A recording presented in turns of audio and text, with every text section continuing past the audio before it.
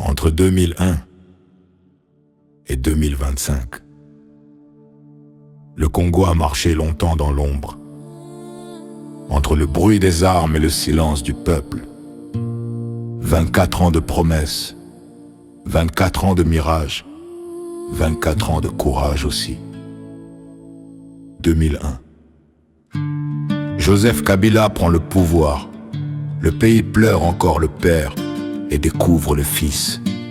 Une jeunesse silencieuse, un sourire prudent. Mais la guerre ne meurt pas si vite.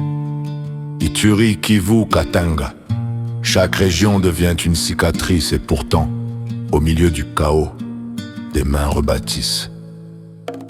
2006. Première élection libre, Kinshasa danse, la foule chante la démocratie. Les urnes brillent comme des miroirs, mais les reflets sont flous. 2011, la continuité, un goût amer, le peuple crie, la police répond, et les balles écrivent les résultats avant les bulletins.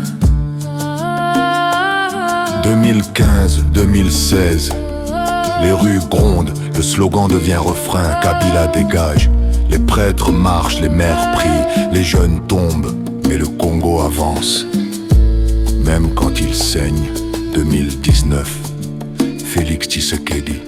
Un nom nouveau, un héritage lourd, le pouvoir change de main, mais la main reste ferme.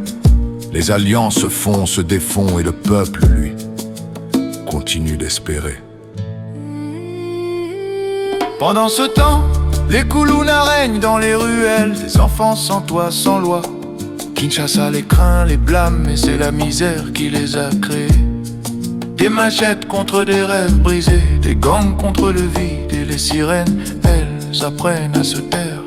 Puis vient Constant Mutamba Tungunga, une voix jeune, fougueuse, qui parle aux oubliés, aux fatigués. Il bouscule les codes, dérange les vieux murs. Certains le craignent, d'autres y voient la relève. La scène politique devient un ring. Les mots des armes, les promesses des balles à blanc. 2020. Le monde ferme ses frontières. Covid traverse le fleuve sans visa. Les marchés se vident, les rues se taisent, mais la débrouille congolaise ne meurt jamais. Le pays vit d'ingéniosité, de transfert d'argent et de patience. Le cuivre, le cobalt, le coltan, les pierres brillent, mais les poches restent vides. 2023, les élections approchent.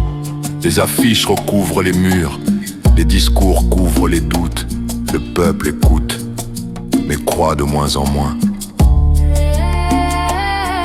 Et pendant que les grandes puissances regardent le sous-sol, les Congolais regardent le ciel pour savoir si demain viendra. 2024, la jeunesse s'impatiente. Les Koulouna vieillissent, les étudiants parlent politique dans les Nganda. Le rap devient discours, les slogans deviennent chansons. Et dans les yeux de Constant Mutamba, certains croient voir un futur. 2025, les routes se fissurent, mais le peuple tient debout. Les chiffres mentent parfois, mais les ventres, eux, disent la vérité. Le Congo est fatigué, mais il ne dort pas. Voici le testament d'un État, un pays immense, mais dont le cœur bat serré. Des diamants sous la terre, des douleurs sur les visages, des chants dans les églises, des cris dans les rues. Et pourtant, entre deux coupures d'électricité, deux soirées sans pain, deux éclats de rire au coin du feu, le Congo respire encore. Parce qu'ici, même les blessures dansent. Le Congo ne meurt pas.